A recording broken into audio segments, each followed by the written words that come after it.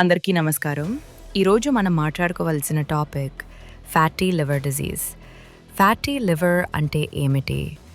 మన లివర్‌లో నార్మల్‌గా కొంచెం ఫ్యాట్ ఉంటుంది. కానీ ఆ ఫ్యాట్ ఎక్కువై 5-10% కంటే ఎక్కువ డిపాజిట్ అయితే దాన్ని ఫ్యాటీ లివర్ డిజీజ్ అంటారు.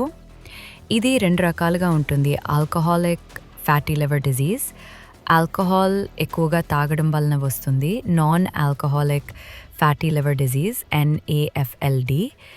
ఇది ఆల్కహాల్ తాగని వాళ్ళకి వస్తుంది. ముఖ్యంగా అధిక బరువు, షుగర్ ఉన్న వాళ్ళకి. తెలుసా? ఫ్యాటీ లివర్ మొదట్లో లక్షణాలు రావు, కానీ వదిలేస్తే ఇది liver inflammation, cirrhosis, liver failure వరకు తీసుకెళ్తుంది.